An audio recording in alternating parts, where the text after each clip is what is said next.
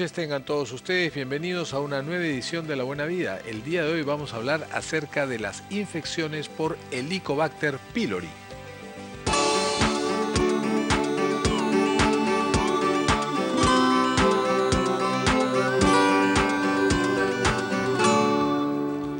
Raúl tiene 28 años de edad. En los últimos 6 meses ha empezado a tener una serie de molestias que él lo atribuye como siempre al estrés. ¿Cuáles son estas molestias? Tiene una sensación de ardor o quemazón en la boca del estómago, indigestión, repite algún tipo de comida cuando la consume, en las noches cuando duerme siente que hay un contenido ácido que regresa hacia la garganta, se llena más y lo que más le molesta últimamente es que tiene una serie de episodios de indigestión, así los llama él.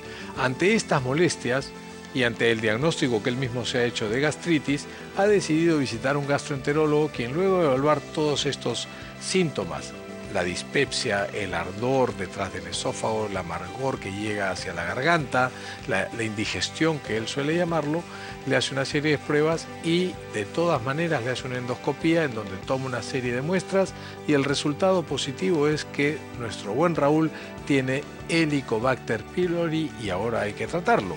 De eso vamos a conversar en el siguiente segmento con un gastroenterólogo. Vamos a hablar acerca del Helicobacter pylori. Ya volvemos.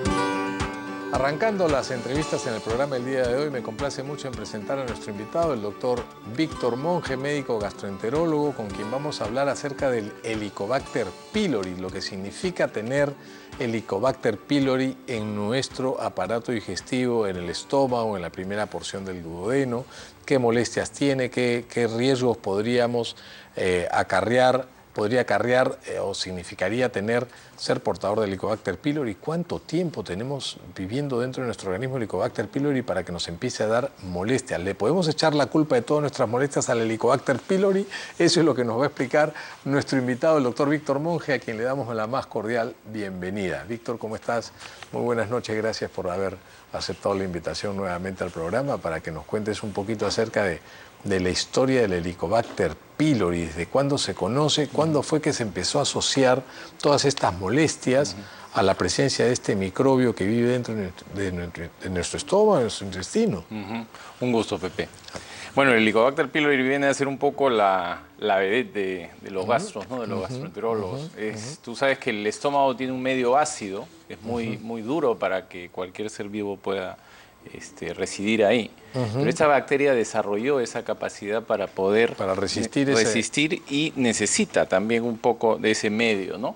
La bacteria, bueno, desde los 70 comenzaron a hacerse descripciones, pero fueron el doctor Marshall y el doctor Warren quienes iniciaron todo esto de una forma muy impetuosa y comenzaron a detectar que pacientes con úlcera tenían la presencia de esta bacteria. Y finalmente, al inicio, esta gente presentaba pósters de publicación científica y nadie les hacía caso, ¿no?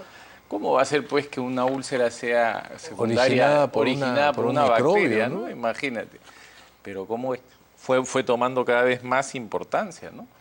Y definitivamente pues esta bacteria que se fue estudiando en diferentes partes del mundo, acá en el Perú se hizo mucho esfuerzo al respecto, y para que veas, estos dos médicos investigadores lograron el premio Nobel por este gran descubrimiento, ¿no? Porque la bacteria no solamente se asocia a úlcera gástrica, úlcera duodenal, sino también a gastritis crónica, a linfoma MALT, que es un linfoma especial del tejido linfóide del estómago, y una fortísima asociación a cáncer gástrico. Increíble, ¿no? Eso significa que tener Helicobacter pylori es tener las puertas abiertas para gastritis crónica, para úlcera, claro. para el linfoma que es un tipo de cáncer. Pero también existe un comensalismo, ¿no? Se dice que Ajá. uno se infecta de esta bacteria Sí, de niño, eso, ¿no? eso, exacto. ¿Cuánto tiempo tiene que pasar? ¿Cómo la adquieres? Generalmente uno la adquiere cuando es niño.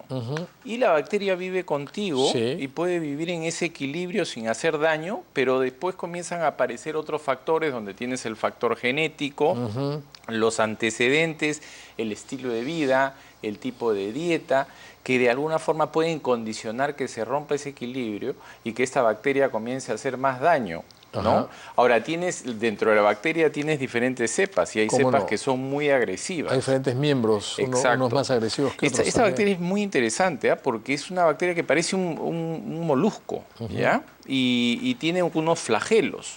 Tú sabes que en el estómago hay mucho ácido, pero el ácido no le hace daño a la capa superficial del estómago porque tiene un buffer, un moco. Y después viene la capa superficial del estómago, la mucosa gástrica. ¿Qué hace esta bacteria? Esta bacteria cuando ingresa va a atravesar este moco y se va a adherir a la superficie del estómago, a las células gástricas, ¿ya? Y tiene unas proteínas que permiten adherirse, que se llaman adhesinas.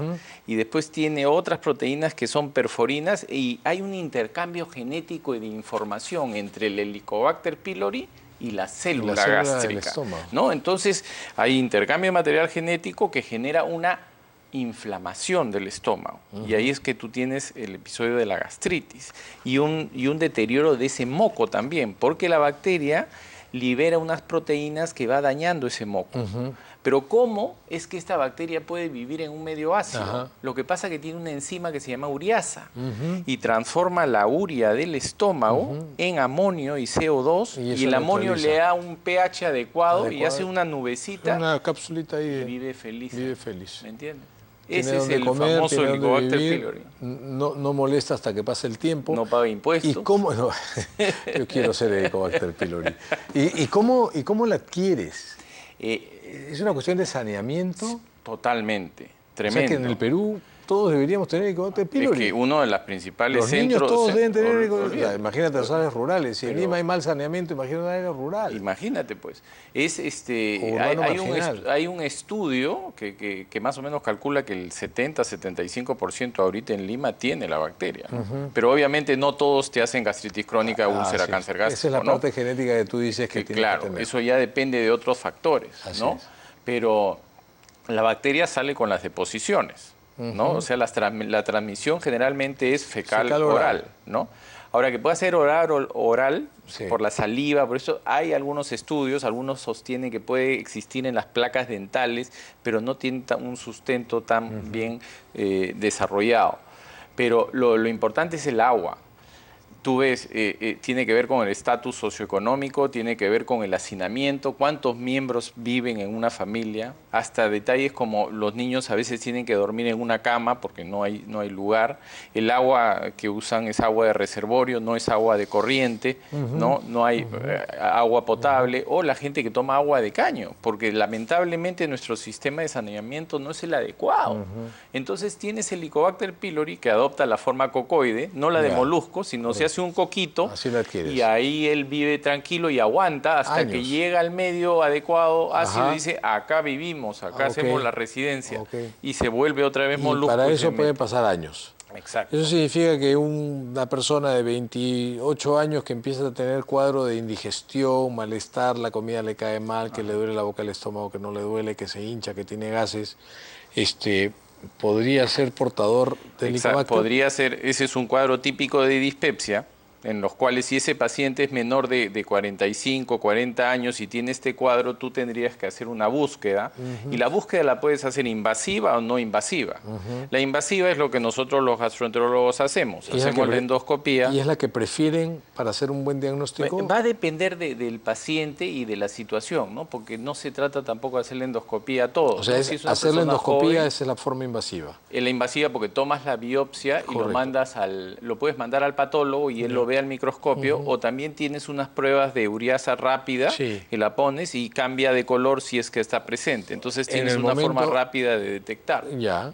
Claro. Correcto. ¿Y la forma no invasiva? Son los test de aliento. ¿Qué tan sensibles son? Tienen una buena sensibilidad. Y específico. O sea, una vez que pero el test de aliento dice, te sale positivo, sí, o sea, tú respiras, botas tu aire por una cánula que mide la cantidad de hidrógeno que botas, ¿no es hidrógeno, cierto? en este caso más es el carbono. Carbono, ¿no? ¿No? Porque es marcado. Tú tienes la prueba de C13 que no es con marcador radioactivo, que es el que prefieres hacer en los chiquitos y en las gestantes, ¿no? Correcto. Porque si bien es cierto la marcación radioactiva es mínima, pero de todas maneras prefieres, la ¿no? evitas. Y el C14, que es lo que nosotros gastros de adultos más usamos, radioactivo. ¿no? Pero si yo hago una endoscopía, le encuentro una gastritis crónica, tomo muestra, encuentro la bacteria, le doy tratamiento, espero un mes y generalmente le hago el test de aliento, pero el C14, ¿ya? Y eso me va a decir erradicado, no erradicado. Si la concentración en el aliento, en la exhalación, supera un valor, dices no está erradicado. Va a depender, claro, de esto que te comenté de la ureasa, ¿no? Cómo él transforma la urea en amonio y en C2, entonces eso es lo que capta esta prueba, ¿no? Sí. Ahora, tienes también las de sangre, ¿no? Y es bastante sensible y específica. Sí, sí, sí. O sea, si te sale positiva es bastante probable que mucho más que las pruebas de sangre en los cuales ves los anticuerpos, ¿no? Lo que pasa que a veces para hacer un chequeo tú puedes tener todavía anticuerpos circulando y te puede confundir. Sí, claro, ¿no? El anticuerpo te dice que hay una lucha y que se ha producido esta sustancia. Y que todavía está, pero no, pues son los recuerdos de que peleó, ¿me entiendes? Y se radicó. Eso es. ¿Qué características tiene una persona que llega a tu consulta en la que tú sospechas Helicobacter, o sospechas en todos? Dices, es tan prevalente, es tan común que hay en Lima que... o sea, si te voy a hacer una endoscopía para ver si tienes una úlcera, voy a estar pensando que tengo que buscar también Helicobacter. Claro. Lo que pasa es que a veces las personas piensan que, o sea, tú puedes tener un cuadro de dispepsia, ¿no? Llenura, acidez, vinagreras, ardor, mala digestión, en fin, todas estas cosas, y uno piensa que la bacteria es la que llegó y te generó eso, ¿no? Claro, puede generarte todo el proceso, pero generalmente hay otras cosas que suman, ¿no? Pero no es como una salmonela, una shigella que entra, te da un cuadro de diarrea, fiebre, ¿no? Sonaste y ya está. No, ella entra y estuvo hace tiempo, pero hubieron factores que descompensan. ¿Cómo no? Pero de todas maneras, la bacteria es un factor que uno tiene que sacar de plano. ¿Por qué? Porque en algún momento puede generar algún tipo de patología como el cáncer gástrico, que con lo que tiene bastante asociación. En el siguiente segmento vamos a seguir conversando de el tratamiento y saber qué otros procedimientos se deben hacer para poder establecer un buen manejo del paciente. Excelente. Nos vamos a una pausa y venimos con más en el consultorio de la Buena Vida.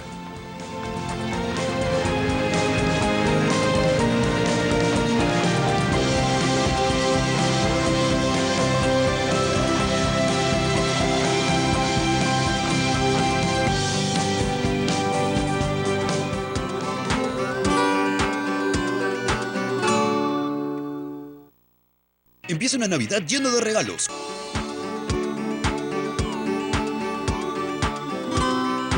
Continuando la entrevista al doctor Víctor Monge, médico gastroenterólogo, hablando sobre Helicobacter pylori, algunas cositas que se nos quedaron pendientes, como por ejemplo, tú agarras a un paciente, joven de 28 años de edad, que tiene historia de dispepsia, sumas 2 más 2, 4, y dices, este debe tener. ¿Cuál es tu siguiente paso? Hacemos una evaluación, buscamos historia clínica muy importante, antecedentes familiares, ¿no? Saber si ese paciente tiene antecedentes de enfermedad ulceropéptica, si tuvo úlceras, ¿no? Saber si en la familia tuvo antecedentes de cáncer gástrico, que si tuvo antecedentes directos de cáncer gástrico y directo es papá, mamá, hermanos, ¿no? Y esto se presentó antes de los 50 años, pesa, y ese es un signo de alarma que me dice, oye, hay que chequearlo. No sale hasta que no lo encuentre. Exacto, hay que chequearlo, porque es riesgo, ¿no? Esos son los famosos signos de alarma también, ¿no? Como que tenga problemas de anemia, ¿no? Claro. Una dispepsia con anemia, o que haya tenido pues melenas, estas deposiciones negras, y te haga sospechar en una hemorragia digestiva. Estos signos de alarma te dicen, vamos, hay que entrar a hacer una endoscopía y hay que mirar ese estómago cómo está. Perfecto. Pero si tú no tienes todo eso y es una dispepsia nada más, pides una de estas pruebas no invasivas de las que comentamos y si sale positivo, pues tratamos, ¿no? se supone que al tratar las molestias de dispepsia van a bajar. Ahora, el tratamiento usualmente es con un bloqueador de ácido, Ya. un inhibidor de bomba de protones que te quite el ácido, los famosos prazoles que se usan tanto, asociado a 2 antibióticos. Son esquemas de tratamiento que ya están establecidos.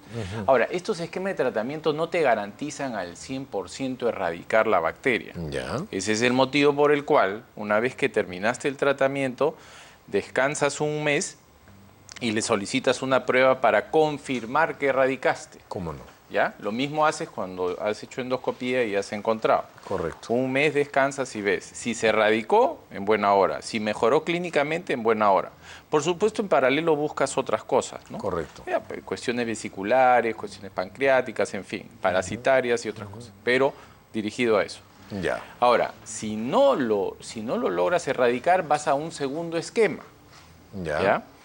Si en este segundo esquema, a pesar de todo, persiste, ya ahí piensas en volver a hacer una endoscopía, tomar biopsias y hacer un cultivo. Ok. Cultivar la bacteria no es fácil, pero cada no? vez se progresa mucho más en lograrlo. Ya. Entonces el cultivo es como el urocultivo, Así que es. te dice, esta bacteria es sensible a este antibiótico. Entonces tú ya puedes dirigir tu tratamiento. Correcto.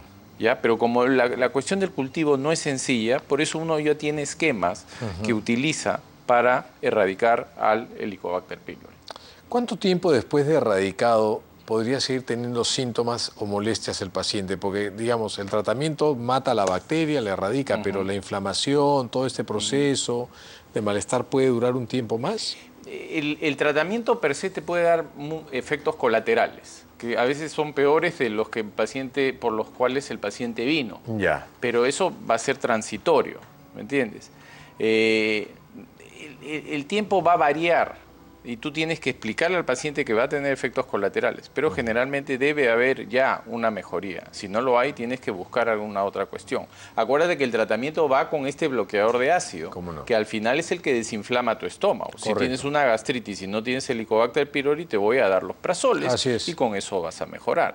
Y obviamente hay que ceñirnos a las medidas higiénico-dietéticas que son tan importantes y enseñarle al paciente las cuestiones sanitarias, la higiene, que es lo importante para que no se pueda volver a infectar, ¿no? Centrándonos un poquito en el cáncer gástrico, en el cáncer de estómago, hay de diferentes tipos, ¿no? Depende de qué tipo de célula cancerosa sea la responsable de ese cáncer. ¿Cuál es el tipo de cáncer de estómago que más comúnmente se ve? ¿Y cuál es el tipo de cáncer de estómago con el cual está relacionado el Helicobacter pylori? Más es de tipo intestinal. Ya. Lo que ocurre es esto, la bacteria condiciona una inflamación crónica del estómago, entonces tú tienes un estómago sano que va a una gastritis superficial, esta gastritis puede ir a una gastritis crónica y esta gastritis crónica va a lo que se llama metaplasia intestinal. Ya. Entonces es como un cambio de alfombra, ¿no? Cambias una persa por una de alto tránsito, Ya. pero para tratar de defenderte de lo que está ocurriendo. Ok. Pero eso es un premaligno. Claro. Esa metaplasia, si tú no la cuidas, puede continuar y puede irse a la displasia, y esa displasia es la que te lleva finalmente a la tipia anaplasia. y al cáncer, ¿no? Es todo una secuencia que se da y que está asociada a la presencia de la bacteria. Y eso tú endoscópicamente ya te puedes ir dando cuenta, porque el ojo ya lo tienes entrenado de las endoscopías que haces. Y con el avance tecnológico cada vez vemos con más detalle la superficie del estómago. Y tú, según las características, tú puedes decir dónde debes tomar la muestra para poder buscar la posibilidad de que el cáncer esté ahí. Porque lo ideal es encontrar el cáncer cuando recién empieza, cuando está in situ. No nos sirve de nada hacer una endoscopía y encontrarnos una lesión tremenda que no va a ayudar en nada al paciente. Esto hay que prevenirlo. Regresando al esquema de tratamiento, que es básicamente antibiótico, es una combinación de medicamentos correcto, exacto. que se da por un lapso determinado. ¿Les preocupa a ustedes los gastroenterólogos que el Helicobacter pylori empiece a resistir la acción de los antibióticos? Pero por supuesto, y eso ya está ocurriendo. ocurre con metronidazol, está ocurriendo con claritromicina. Y eso desgraciadamente es culpa de que se usan antibióticos indiscriminadamente, ¿no? Y si tú tienes, como dijimos, uno está caminando con el Helicobacter, ¿no? Pero le cae amoxicilina, le cae esto, le cae, y él se va haciendo cada vez más fuerte, ¿no? Y a la hora que lo encuentras y dices, pues vamos a tratarlo, le das el esquema 1, el esquema clásico, no le hace ni cosquilla, ¿me entiendes? ¿Por qué? Porque se hace resistencia. ¿Resistente por qué? Porque se abusaron de antibióticos antes, ¿no? ¿Cuál era el esquema inicial del tratamiento de Helicobacter pylori? ¿Y en qué ha cambiado ahora? ¿Cuál es el esquema? En realidad el esquema que estamos utilizando es el de amoxicilina con claritromicina, pero hay esquemas que asocian metronidazol, furazolidona y bismuto, pero el metronidazol en el Perú tiene mucha resistencia para el Helicobacter Acá pylori. En el Perú. Sí. Entonces, se buscan otro tipo de opciones y como te digo, pero más o menos lo que hacemos es seguir esa secuencia, ¿no? Y nosotros donde trabajo actualmente estamos usando el cultivo, cuando tenemos 1 o 2 fracasos ya vamos al cultivo. Eso te iba a preguntar, la recaída, o sea, te trataste hoy día, te lo diagnosticaron, te trataste, al mes estaba negativo, todo perfecto. No, es baja, sobre todo en adultos, es baja. Y es baja porque ya hay cierta resistencia inmunológica también de parte del individuo. Claro. ¿No?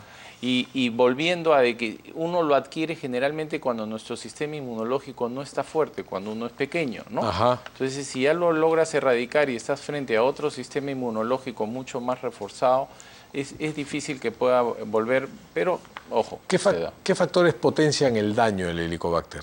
Hablaste de factores. Sí. Hay los alimentos salados. ¿Ah, sí? Los alimentos salados, los alimentos ahumados. Todo eso hace que, por alguna razón, hay estudios de asociación que dicen que esta bacteria pueda sostenerse y vivir mucho más cómodo. Además que los componentes de los alimentos salados, las nitrosaminas, todos esos son inductores también de cáncer gástrico. De cáncer gástrico. Entonces, si tienes un carcinógeno, que es el Helicobacter pylori, y encima le estás metiendo por vía oral todos los ahumados, los embutidos y todo, en exceso, ¿no? ¿Café? La cafeína no tienes problema. ¿Picantes? Básicamente por la sintomatología. Nada más. Pero decirte, oye, el hecho de usar irritantes no.